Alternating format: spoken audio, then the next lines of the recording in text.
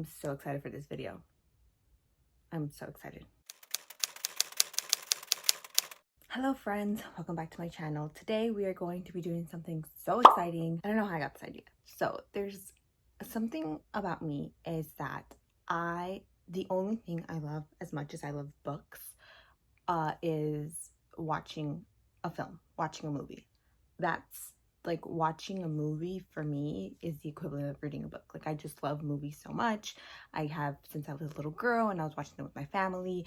Like I have a letterbox, I will link it so you guys can see it. Like I am obsessed. So before I got into book Twitter, I was actually on film Twitter. That's a whole other thing. So I was thinking about a video to film and I was like, you know what? Why don't I just combine my two favorite things in the entire world, movies and books? So that's what we're doing today. And you're like, what? Okay, so I want to give you guys some of my favorite books and recommend you a book based off of two things. Either this movie is the same like theme message as the book, as in, you know, some of the characters are the same, the plot's the same, that, or two, it makes, when you watch the film or when you read the book, it makes you feel something, right? You either feel sad, you feel happy, you feel wistful, you feel nostalgic, you feel melodramatic. I want to recommend you a book based off of that. So, for example, if a film makes you feel sad, here's a book that makes you feel sad. I've tried to kind of give you a variety of films slash book recommendations. These are some of my favorite films, so I highly recommend them to watch them. And yeah, so let's just get into it. I'm so excited. I love film so much. Like I even have my very own like little film journal. So like for example, my La La Land review. Yeah, so I just wrote down that. So the first one. This is one of my favorite movies of all time. It's in my top, I think it's in my top 4 of Letterboxd. I'm actually not sure about that. I'll get back to you. I just downloaded the Letterboxd app. I'm on my iPad. This is a movie that when I watched it, I cried. And I didn't watch it again until I got into law school, just because I felt like if I didn't watch it, if I watched it before, I would have had an existential crisis and a kind of freak out about my future. It's so good. It's so good. It's so good. And that is Lady Bird, directed by Greta Gerwig, starring Saoirse Ronan and Timothée Chalamet, all of that. I love this film so much. If you need a film that will make you cry, if you need a film that will make you reminisce, actually, another one can do this one. Okay, whatever. If you need a book that will make you reminisce, if you need a book that will just make you feel like, you know how a Lorde song makes you feel? And you know, like when you're just like, damn, like I want to experience that, like I just want to experience life, you know, where you're just like, you just feel like, you know that feeling? I feel like I don't know how to describe it. It's just like that feeling where you're like, wow, like I'm like, you know, when you just have like an existential crisis and you're like, wow, like the universe is so big and I'm so small and I need to go out and do something. I need to go out and like drive with my friends at 3 a.m. down Pacific Coast Highway. I need to go on an adventure and find a forest and, you know, go on this 3-day adventure, like that, right? So that feeling I got from Lady Bird, where I was just like, wow, like when she says she wants to go through something, I'm like, yeah, me too. It's everything. I recommend that. And the reason why I cried so much was because of that. More so for the relationship that Lady Bird has with her mom. I felt like that was my relationship with my mom, like to the T. If you watch that and you're like, wow, this relationship is like crazy, that's my relationship with my mom. Like I remember distinctly having either the same exact arguments, like verbatim as they had in the film, with my mom. Like it was insane. When I was watching it, I was like, did Greta Gerwig like spy on my life? It was insane. And yeah, so when I was watching it, and obviously it's like kind of like a wistful happy ending at the end, kind of, depends on how you look at it. And I just loved it. So when I paused in the last minute, was because another movie I guess I can fit into it is Booksmart, directed by Olivia Wilde, starring Beanie Feldstein, sister of Jonah Hill, and Caitlin Dever. It's so good. That one is also makes you feel like you want to go through something, and seeing her friendship play out on the big screen was like seeing mine and my best friend, just because we were like that, where we thought that we were better than everyone else because we were like smarter, and that's why we missed out on a lot of stuff in high school, because we were like, whatever, like we don't need that, like we have our own world, we're gonna succeed, we're going to, you know, be the biggest person that we can be. And then turns out that they're all going to like Ivy Leagues, and they're all going to like, you know, top schools, and we're like, oh, so are we, but like they actually had fun in high school. That feeling where you're just like, wow, like I want to go through something, that wistful melodramatic feeling. That, okay, I have 2 recommendations for that, really 3, but the third one I haven't read it yet. Aristotle and Dante Discover the Secrets of the Universe. I talked about this kind of in my book haul. This is about Aristotle and Dante. They are best friends. As the book progresses, they kind of become more, but it's just them growing up and them working out their feelings, and them realizing what it means to grow up and to be a part of their world, you know, how they fit into their world. And it is really good. It is really good. It's really good. I think that reading this will give you that same exact feeling as watching Lady Bird or Booksmart, where you're just like, I want to go through something. Like I just need, I want that, you know? And another book that I recommend, I'm halfway through and I am obsessed, and it is probably going to be my favorite book of the year, is Cia Martinez and the Moonlight Beginning of Everything by Raquel Vasquez Gilliland. It is being adapted, I just learned today that it's being adapted into a TV show, and I am obsessed. I am obsessed. So basically this one follows our main character, Cia. She is Mexican, I think, or she's Latina. When I tell you oh my god, when I tell you, I'm probably gonna make a whole video about this, when I tell you how absolutely amazing this book is as a Latina, how authentic the telling is, oh my god.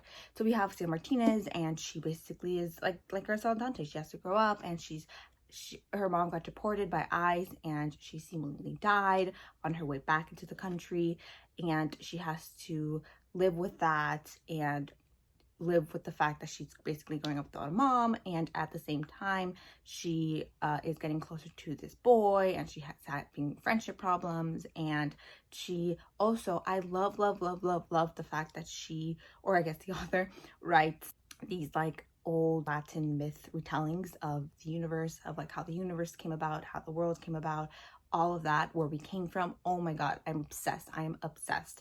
I'm like 55% in, because I got into the Libro FM's ALC program, where I can choose free audiobooks every month that just came out.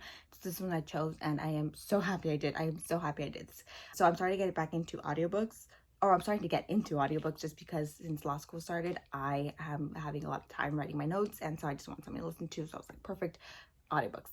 I am obsessed. I am obsessed with this book. I highly recommend it. If you pick up any book that I ever recommend, pick up this one. Like, I'm sorry, but over The Extraordinaries, over Boyfriend Material, over like Blood and Honey, pick up Cia Martinez. Please, please, please, please, please. We are supporting our Latinx authors, please. So yes, those give you the same vibes as the films that I just mentioned. I'm going to be reading for the Summer Ween TBR that Olivia Reads a Latte and Gabby Reads are hosting: The Last Magician, The Beautiful, Stephen King's Skeleton Crew, Stephen King's The Body, and Stephen King's Pet Cemetery. Just a little. Okay. And then probably, arguably, my top favorite movie, top 2 probably favorite movie, to the first or second is my favorite movie of all time, is, oh wait, actually no, top 3 I'll say, is La La Land. La La Land. Okay, so La La Land, as I'm pretty sure some of you guys know, is this musical starring Ryan Gosling and Emma Stone. It's about these 2 artists. One is a actress and one is a musician, and they fall in love, and they have to kind of deal with their relationship as, you know, them personally and also as artists. So obviously they have some problems, because sometimes, you know, their artistry comes before, you know, the other person. So this one is the ending is super bittersweet. If you guys have watched it, it's so bittersweet. It is so bittersweet, because, spoiler alert, they don't end up together, and I cry I can cry right now. I can literally cry on cue right now if I think about it hard enough.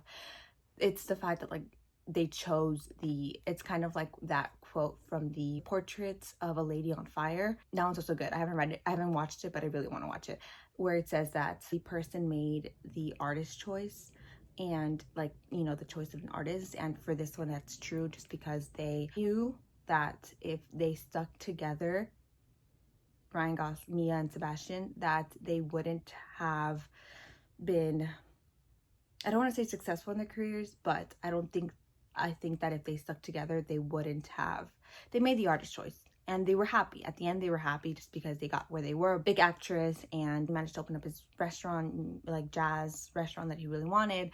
So they were fulfilled. But if they had chose each other, they would have been like, they're soulmates, right? They're soulmates, but they can't. They just couldn't be together. And for me, that is so sad.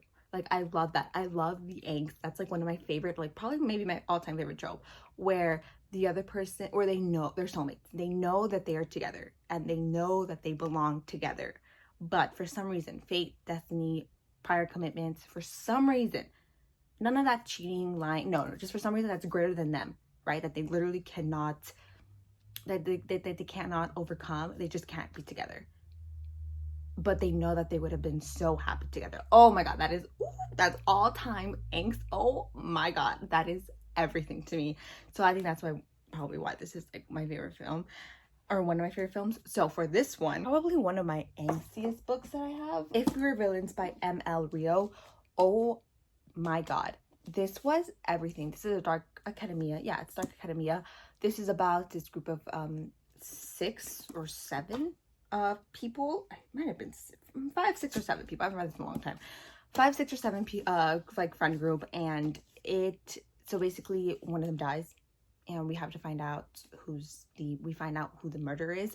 But Oliver, our narrator, took the blame for one of them, and he's been in jail. And the detective, after he gets out on parole, is like, listen, tell me your story. What happened? Tell me the truth. I can't prosecute anymore. You did your time. What happened? And so it's kind of told in two points of views.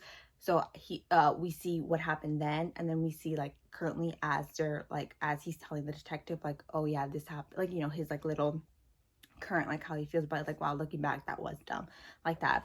Oh my god, it is so good. So we have our main character Oliver, and his best friend is James. They're in love. They are in love, but they don't really know it. They're like best friends. They're like literally soulmates, every aspect, but like physically, like they're soulmates, but they don't end up together. I'm gonna lift my hand up. This is what Dash Dash does. I'm gonna lift my hand up, and then when I put it down, that means I'm done with the spoilers, and you can just fast forward until my hand goes down. So at the end, seemingly James kills himself because Oliver took the blame for James, because James was the one who killed Richard, one of their friends. And so at the very end, when Oliver comes out, he's like, oh my god, like, I'm still in love with James. He was the one for me. Where is he? And they tell him, like, all his like friends are like, oh no, he killed himself. But James left an envelope saying, like, basically saying, because all they do is talk about in Shakespeare. And so in this letter he wrote to Oliver, James says, like, he like quotes this play that they were talking, and basically Oliver realizes, like, wait a minute, James might be alive. He's alive, in my opinion, he's alive. So anyway, because of how that ending happened, I just feel like, you know, they were not, they didn't end up together, and we don't know if they'll ever end up together. Like, we just don't know if James and Oliver will get together or not. And so I just feel like at the end I just cried, just because for everything that happened, and the fact that I will never know if James and Oliver are together, and the fact that like they lost so many years. I just cry. I just cry, because I'm like, wow, like they could have been together for like 20, 30, 40 years, and they could still be together right now, but I don't know. That feeling, oh my god, yes. Highly recommend this book. It's on my Holy Grail shelf. Highly recommend it. It is so good. It is so good. It is so good. It is amazing. I love this book. I read it all in like 3 hours. It was amazing. Okay, so book number 3, very quickly. This one is just Midsummer. Midsummer is Ari Aster's second film starring Florence Pugh. It is a horror, and it is about this cult in Sweden, I think, and Florence Pugh and her friends, they visited, and bad stuff goes down. So throughout the whole movie, it's just very uncomfortable. You're just like sick to your stomach. You're just like, what the hell is going on in this movie? I love this movie. I love the aesthetic of it. It is amazing. I recommend for this one Verity by Colleen Hoover. It is kind of the same vibes, where you're just like kind of like oh, like it just, you're just unsettled and you're just like, oh, I don't like this, I don't like this, I don't like this. That's a good one. One of my favorite, well, again, one of my top 3 favorite movies of all time is Interstellar by Christopher Nolan. And this one follows this family man, this dad who goes into space to try and save the world. And it is so scientifically correct. My astrology professor in college even showed us a clip of it, just because she was like, this is the closest that anyone has ever gotten to correctly portraying black holes. Like, it is everything. And I was like, oh my god, yes. So basically he gets trapped in this like black hole wormhole thing. So when he comes back to Earth, he realizes that like 70 years have passed, and he left his daughter when she was young, and when he comes back, she's like super old. Again, the whole like this time thing, I cry about that just because it's just missed time. It's just like, damn, like they could have had so long. So I always cry at the very end for Interstellar. I cry so hard at that movie, so hard, just as hard as I cry for La La Land. So for this one, or like when you watch Interstellar, it's the same like theme as this. And whenever I watch Interstellar, I'm just like, oh my god, time doesn't exist. Time does not exist at all. Like, time does not go in a flat plane. Like, time literally is circular. It is like, time does not exist at all. Time is just a societal concept that we have literally placed so much meaning and like to it for no reason. It literally, like, why do we decide what time is? Time does not exist. Anyway, so when I see that, I'm just like, time travel is like, we can accomplish time travel. Wormholes, they're probably out there, right? So for that, I want to choose The Invisible Life of Addie LaRue by V.E. Schwab, just because I did my little arc, obviously spoiler-free video. I will link that down. I love that book. I gave it 5 stars. I think I have the same. When I finished reading that, I'm like, oh yeah, time doesn't exist. Time is literally not a thing. Like, it doesn't exist at all. Like, what? That's the exact same thing that I get from Interstellar. So I highly recommend that, just because when you finish watching Interstellar, or if you finish watching Addie LaRue, you will get that same vibes as the other one. And then for Inception. So for Inception, again, by Christopher Nolan, it's just this, I don't even know how to describe Inception. I literally don't know how to describe Inception at all. But for Inception, I got like found family trope vibes. And so for that one, I would say The Extraordinaries by TJ Klune, just because this found family trope, I've talked about this so long. I will link Reading 7 Romances. This one has the best found family trope ever. Like, one of the best. When I can't say no, because the Rim Cycle exists. This is one of the best found family tropes ever. It's really good. And the way that I get, so basically in Inception, like, one of the characters literally is, the way that he can get what he wants is by putting everyone else at risk, and everyone else is like, it's okay, like, we'll go down that rabbit hole for you. And I feel like for them, if any one of them, Gibby, Jazz, Nick, or Seth, if one of them is like, listen, like, I need your guys' help, but you guys will be put at risk, they would be like, that's fine, show us the way, we'll be right behind you. And I love that. And that's found family trope right there. So yes. And then I have Silver Linings Playbook, and this one is about, oh, I haven't watched this movie in so long. This is usually my favorite movie. This one stars Leonardo DiCaprio, Joseph Gordon-Levitt, Tom Hardy, all of that. And then Silver Linings Playbook stars Jennifer Lawrence and Bradley Cooper. So for that one, it's kind of just like this guy he has mental illness, and he's been trying to win back his wife, and at the same time, he gets close to his dance partner because he entered a dance competition to impress his wife.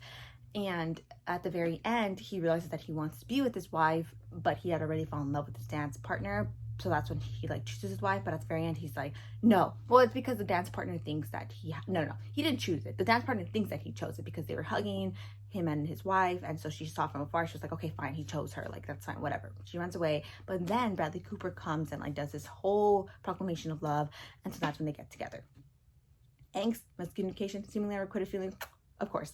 So for that one, I chose The House in the Cerulean Sea by TJ Klune, just because, again, spoiler alert. Oh, no, I can't, because that's the whole thing. So basically at the very end, we have some angst where Linus is like, no, like, even though Arthur and his family has shown me that there's more to life than work and being stuck in this routine, I still have to go back because that is my comfort. I want that. Like, that's what I'm used to. I'm scared of this new unknown. So he leaves them, and then that's when he realized, like, no, I belong with them. Like, they are my family. And so that's when he comes back and he's like, I'm just kidding. I want to be with you guys. So that angst at the very end where I literally was like, Linus, go back, go back, go back. That was literally me watching Silver Linings Playbook, where I was like, no, to like Jennifer Lawrence's character. I was like, no, they're just hugging. Like, he loves you. That's that. I had that same reaction. And I think you guys will too. I think it's just really me telling you guys to go read this book. Please So then I have Once Upon a Time in Hollywood, starring Leonardo DiCaprio, Brad Pitt, Margot Robbie, by directed by Quentin Tarantino. Obviously, this is like gold. It's a movie about the golden age in Los Angeles and Hollywood ending, and those vibes that I get from it.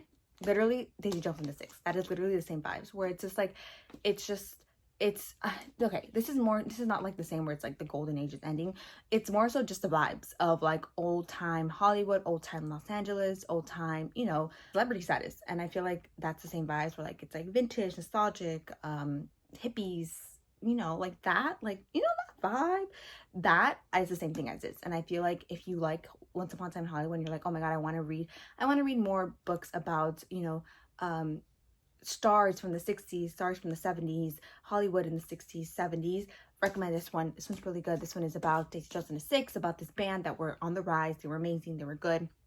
And then they seemingly broke up. And so this is kind of a tell-all in their point of view. It is told in interviews, and it is really good. It's really good. It's really good. Highly recommend. And then My Own Private Idaho. This one is starring River Phoenix and Keanu Reeves. It basically is a retelling of some Shakespeare play.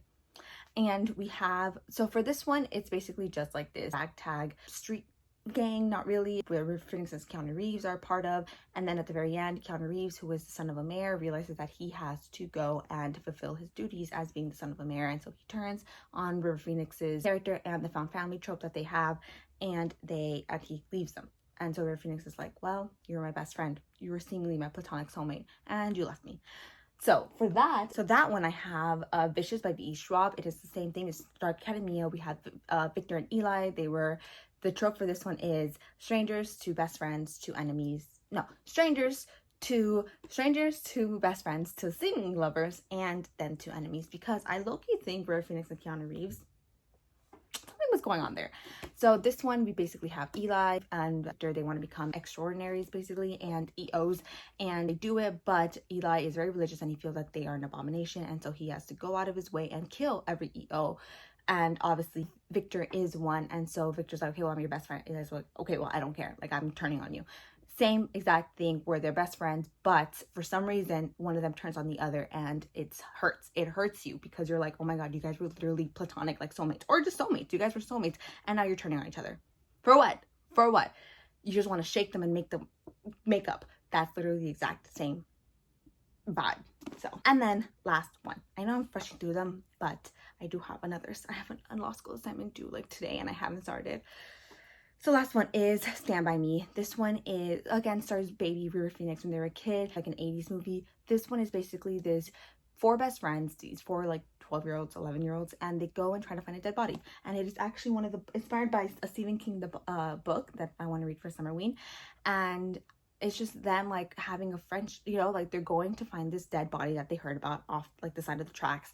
And it's just them like becoming like closer, and them realizing that they're like, they'll never have, it's like that iconic line from it, you'll never have the best friends that you had when you were like 11. And it's literally that. And that vibe where you're just like, oh my god, that's so true. That loss of childhood, that nostalgia, like, you know, that wistfulness, that's what it is. That's that book.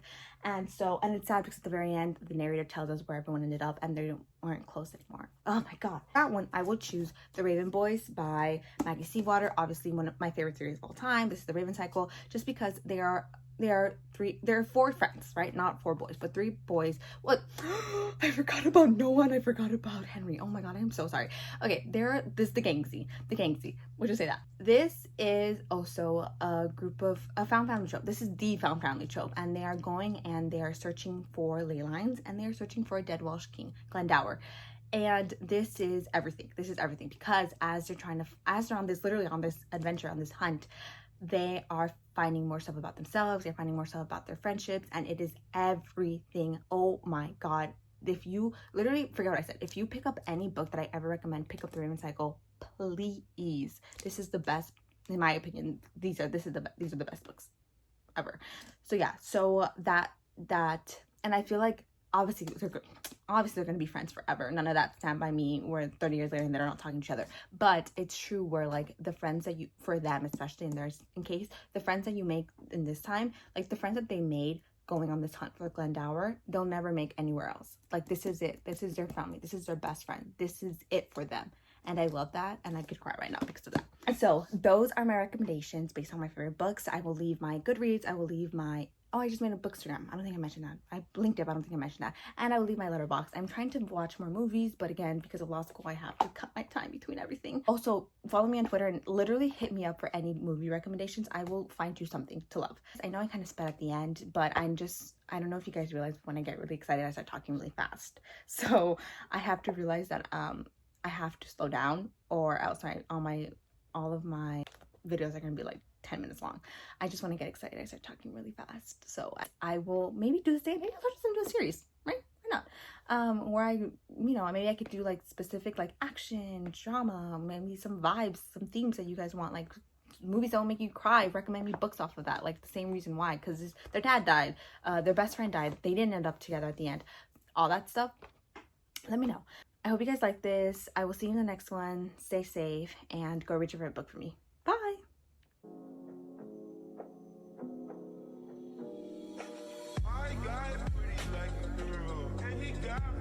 Stories to tell. I see both sides like Chanel. See on both sides like Chanel.